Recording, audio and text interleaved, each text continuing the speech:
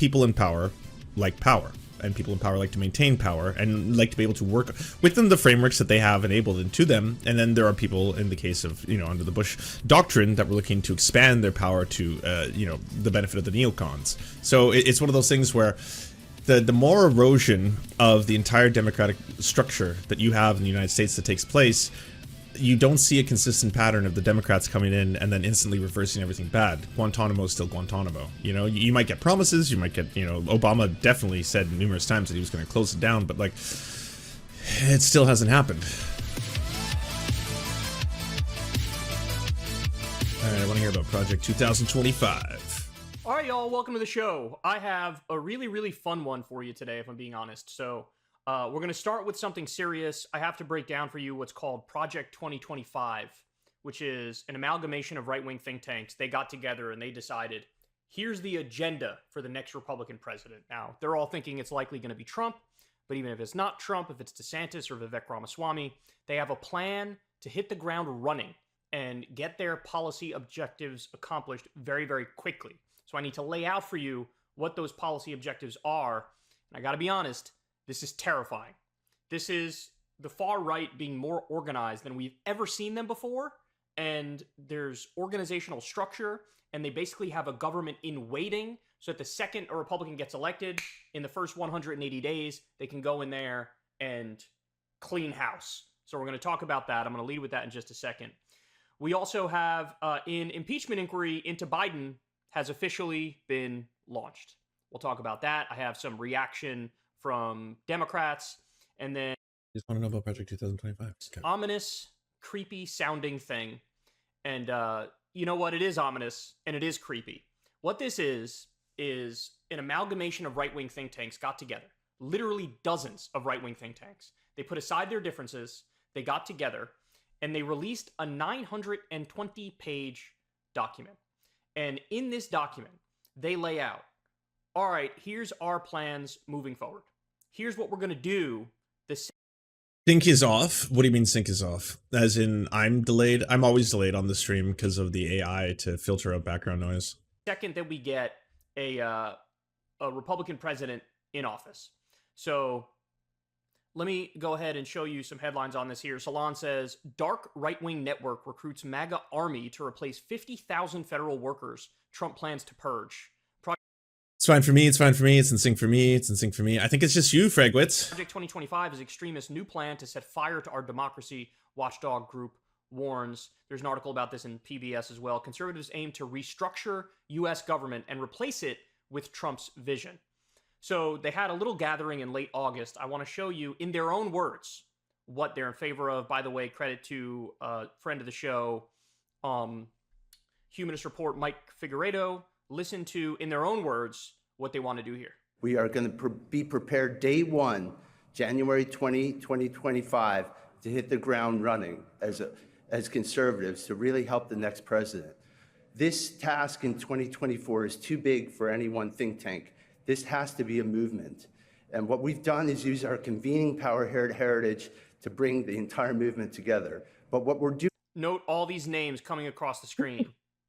These are all right-wing think tanks that were involved in putting aside their differences and getting together to lay out a clear agenda for the next Republican president. Is too big for any one think tank. This has to be a movement. And what we've done is use our convening power heritage to bring the entire movement together. But what we're doing is systematically preparing to march into office and bring a new army of aligned, trained, and essentially weaponized conservatives ready to do battle against the deep state. You have the Republicans being ready on day one in a way that we've never seen before. At the beginning of the Trump administration, it was very messy. It was scattershot. He was trying desperately to fill positions. You didn't have an army in waiting, as they say, to get in there and push a conservative agenda. So what you have is a 920-page document, and the main point is, all right, we're going to embrace what's called unitary executive theory. Now, for those of you that don't know what this is, back during the Bush-Cheney years, during the War on Terror, this is the philosophy they embraced. And the idea is no more checks and balances, no more congressionally approved positions. we're going to give the president more power than they are constitutionally allowed to have. Take a look. A network of conservative groups is gearing up for the potential re-election of Donald Trump, actively enlisting a, quote, army of Americans to come to Washington with a mission to disassemble the federal government and substitute it with a vision that aligns more closely with their own beliefs and ideas. Organized by the Heritage Foundation, the sweeping new initiative called Project 2025 offers a policy agenda, transition plan, a playbook for the nearly 180 days, and a personal database for the next GOP president to access from the very beginning to take control, reform, and eliminate what Republicans criticize as the, quote, deep state bureaucracy. Their plan includes a possible firing of as many as 50,000 federal employees. Democrat experts view Project 2025 as an authoritarian attempt to seize power by filling the federal government, including the Department of Justice and the FBI, with unwavering Trump supporters, which could potentially erode the country's system for checks and balances. The irony, of course, is that naming it, or in the name of draining the swamp, it creates opportunities to make federal governments actually quite corrupt and turn the country into more of an authoritarian kind of government. Says Matt Dallek, professor of George Washington's Graduate School of Political Management.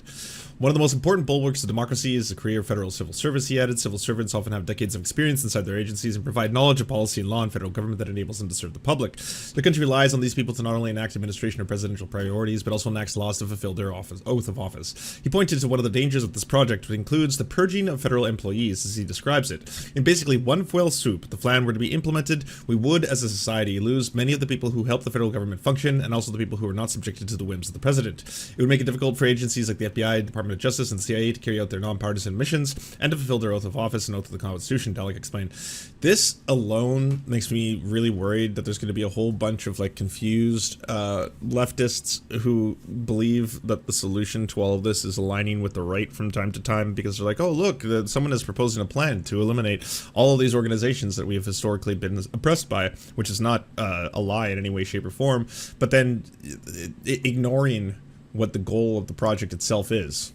That's the part that always frightens me, when you have people being like, well, look at them, they say abolish the FBI. It's like, yes, to replace it with a Trump fucking controlled agency.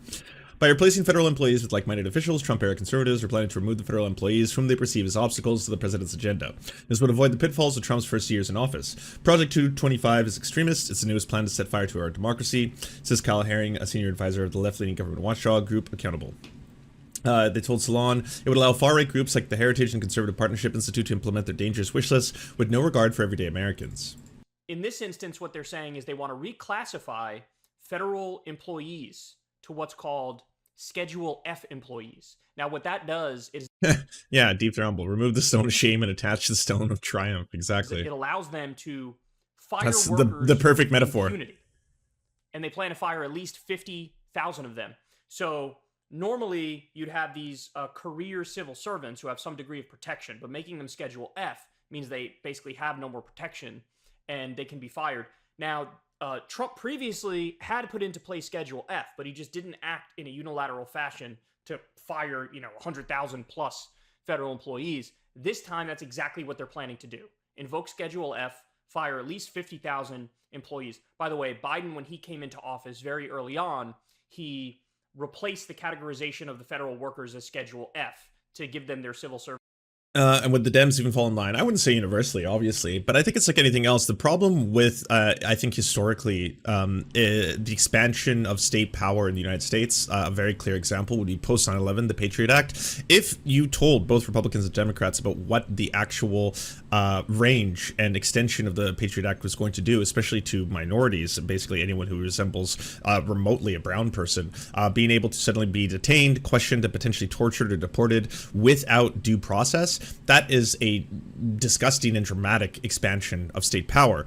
Now, it's one in which I think a lot of people at the time felt was very necessary, because you had to get rid of them terrorists, because the terrorists were the biggest threat to human existence at the time, according to George Bush. So a lot of people may, say reluctantly, well, I don't want to be seen as one of the people who is light on terror. This is a war. We're in a war. This is a war on terror. We have to do something like this. When the Democrats come to power, post the Bush administration, you'd think that that would be something that they'd want to begin working towards repealing, being like, yeah, a lot of the elements of the Patriot Act are certainly an overreach of government. You could argue that parts of it are very unconstitutional itself, so why don't we work to dismantle this? And they didn't, because it seems that people in power like power, and people in power like to maintain power and like to be able to work within the frameworks that they have enabled into them. And then there are people, in the case of, under the Bush doctrine, that were looking to expand their power to, the benefit of the neocons. So it's one of those things where the more erosion of the entire democratic structure that you have in the United States that takes place, you don't see a consistent pattern of the Democrats coming in and then instantly reversing everything bad. Guantanamo is still Guantanamo. You know, you might get promises, you might get, you know, Obama definitely said numerous times that he was going to close it down, but like, it still hasn't happened.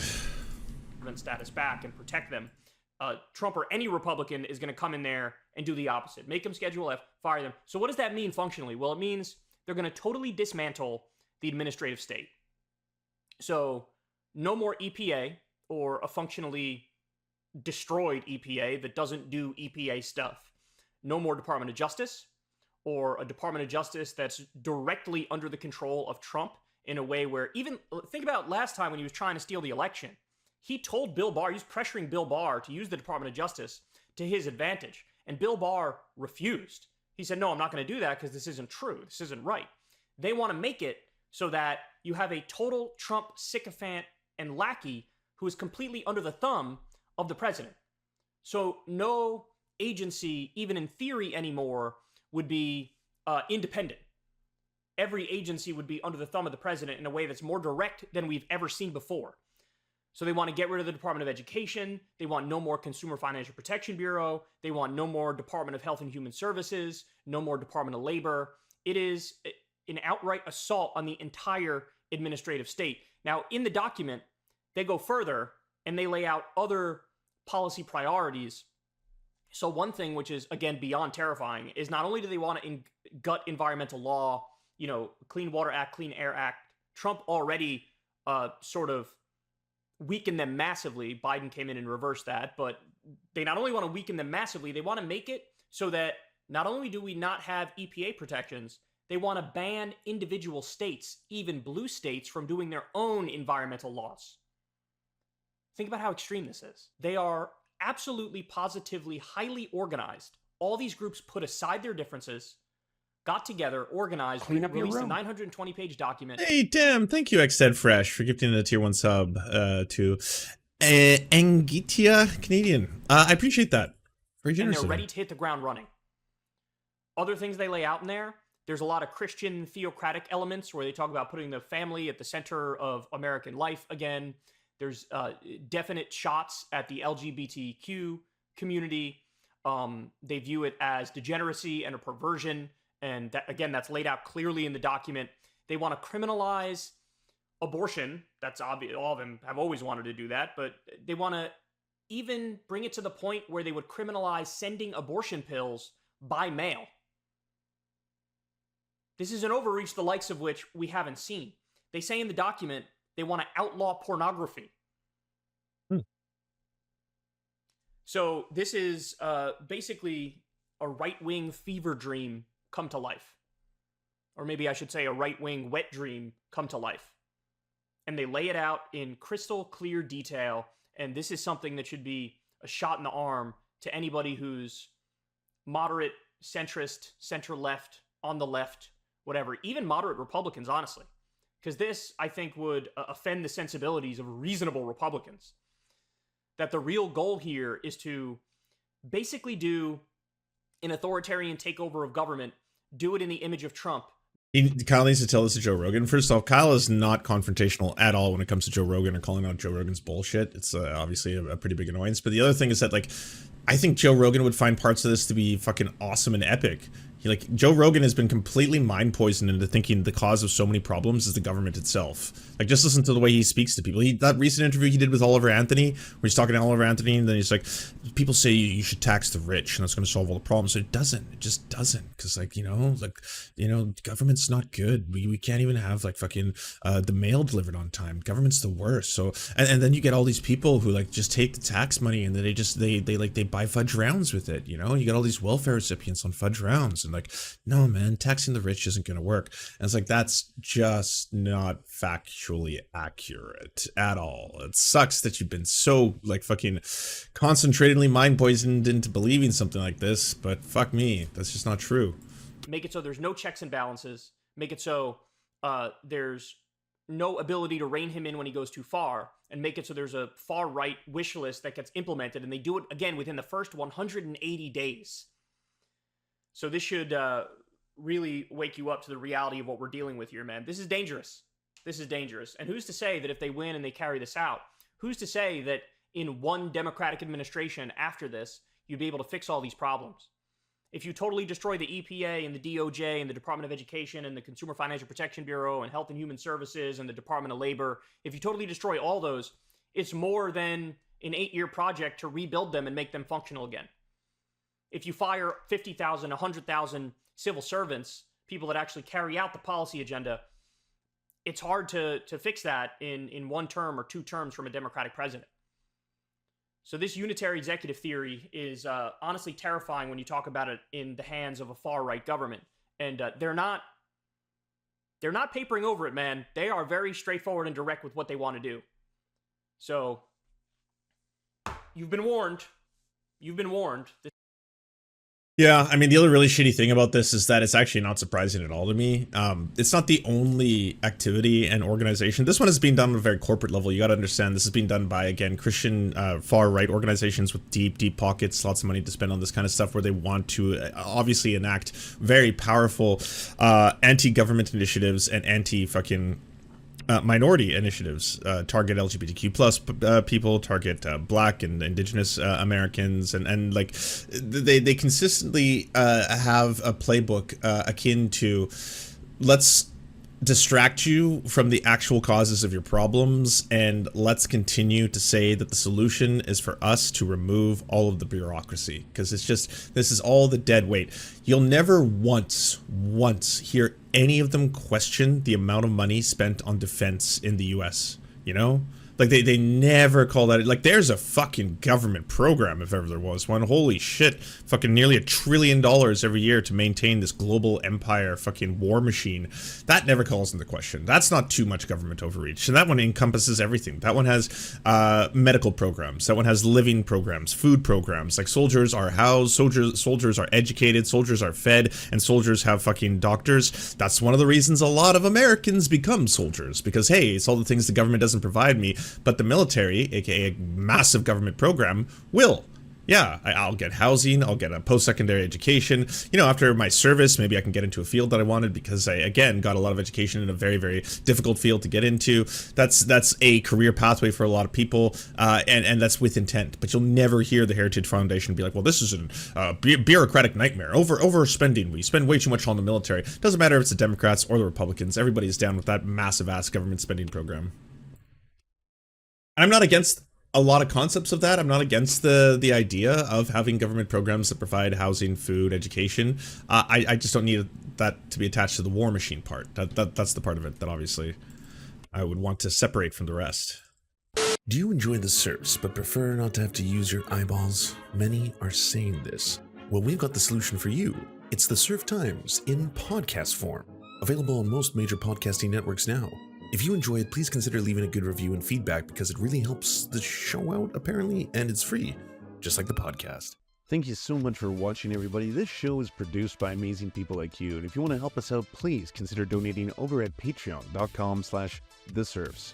The show is made possible thanks to Amazing Fletch, Anna Loves Riley, Ariane McCarthy, Cheryl Alvarez, Doug Cady, Everything Important, Hagbard Celine, Laminia Panza, Matthew Scarborough, Multimondi, Omni, Peanut Butter Blondie, Political Pappy, Quiet 185, Rachel K, Riley and Anna, Roller Dragon, Ruby K, Sir Nickus, Spinach Monster, Stellar Vision, Sebastian Demo, Tech Tink, Trevbot EXE, Words Greenwood, and not to mention all of the amazing and fabulous people you now see before you.